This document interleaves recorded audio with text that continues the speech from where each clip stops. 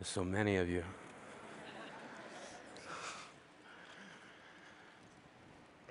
When I was a kid,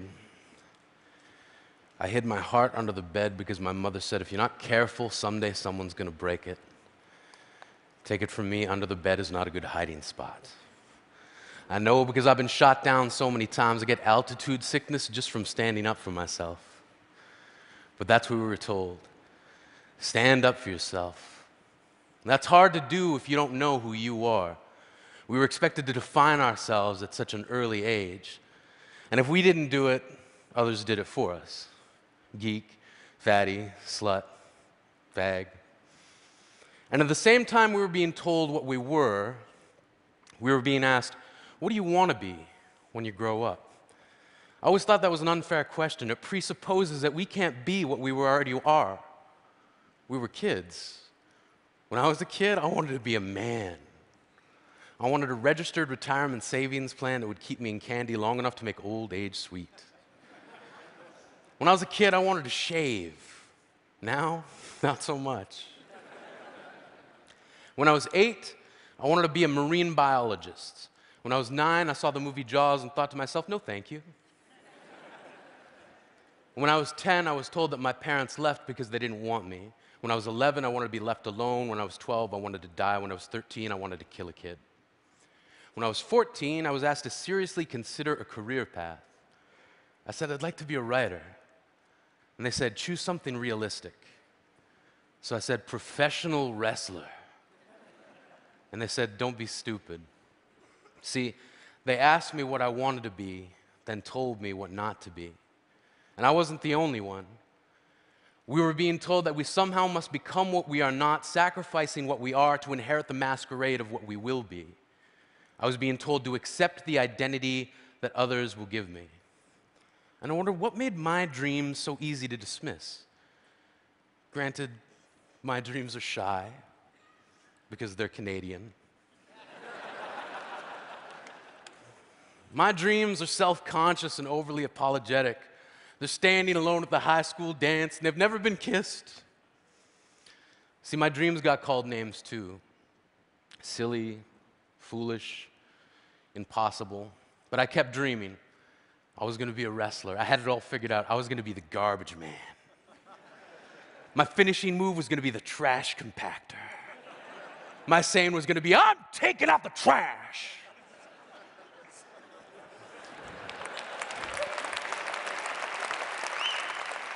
And then this guy, Duke the Dumpster Drosy, stole my entire shtick. I was crushed, as if by a trash compactor. I thought to myself, what now? Where do I turn? Poetry. Like a boomerang, the thing I loved came back to me. One of the first lines of poetry I can remember writing was in response to a world that demanded I hate myself. From age 15 to 18, I hated myself for becoming the thing that I loathed, a bully. When I was 19, I wrote, I will love myself despite the ease with which I lean toward the opposite. Standing up for yourself doesn't have to mean embracing violence. When I was a kid, I traded in homework assignments for friendship, then gave each friend a late slip for never showing up on time, and in most cases, not at all. I gave myself a hall pass to get through each broken promise. And I remember this plan born out of frustration from a kid who kept calling me Yogi, then pointed to my tummy and said, too many picnic baskets. Turns out it's not that hard to trick someone. And one day before class, I said, yeah, you can copy my homework. And I gave him all the wrong answers that I'd written down the night before. He got his paper back expecting a near-perfect score and couldn't believe it when he looked across the room at me and held up a 0. I knew I didn't have to hold up my paper of 28 out of 30, but my satisfaction was complete when he looked at me puzzled, and I thought to myself, smarter than the average bear, motherfucker.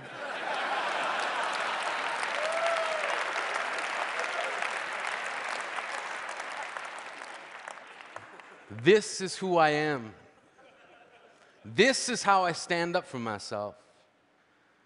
When I was a kid, I used to think that pork chops and karate chops were the same thing.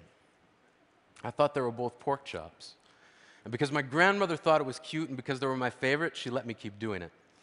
Not really a big deal. One day, before I realized fat kids are not designed to climb trees, I fell out of a tree and bruised the right side of my body. I didn't want to tell my grandmother about it because I was scared I'd get in trouble for playing somewhere I shouldn't have been. A few days later, the gym teacher noticed the bruise and I got sent to the principal's office. From there, I was sent to another small room with a really nice lady who asked me all kinds of questions about my life at home. I saw no reason to lie. As far as I was concerned, life was pretty good. I told her whenever I'm sad, my grandmother gives me karate chops.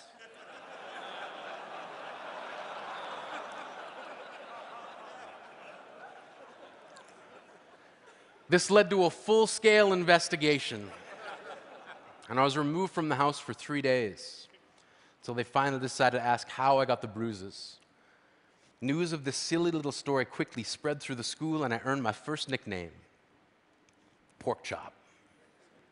To this day, I hate pork chops.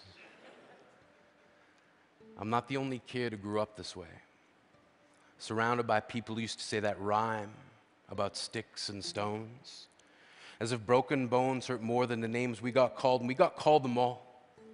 So we grew up believing no one would ever fall in love with us, that we'd be lonely forever, that we'd never meet someone to make us feel like the sun was something they built for us in their tool shed.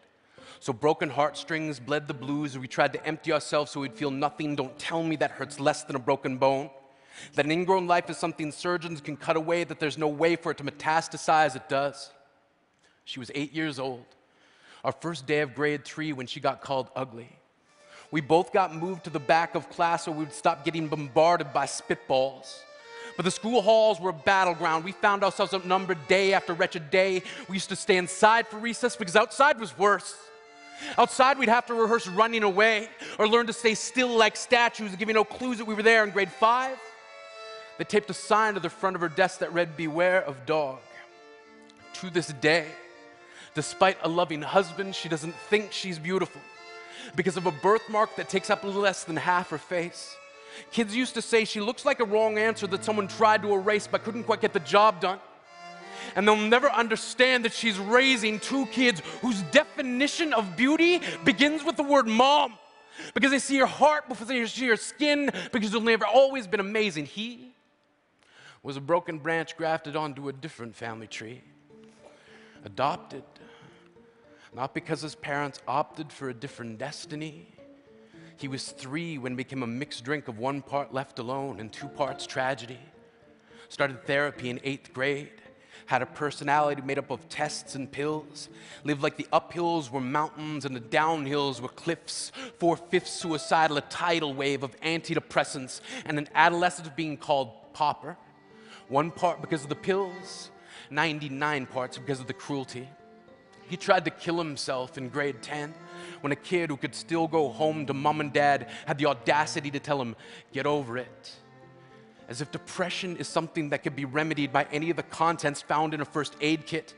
To this day, he has a stick of TNT lit from both ends, could describe to in detail the way the sky bends in a moment before it's about to fall. And despite an army of friends who all call him an inspiration, he remains a conversation piece between people who can't understand. Sometimes being drug-free has less to do with addiction and more to do with sanity. We weren't the only kids who grew up this way. To this day, kids are still being called names. The classics were, "Hey, stupid," "Hey, spaz." Seems like every school has an arsenal of names getting updated every year. And if a kid breaks into school and no one around chooses to hear it, they make a sound.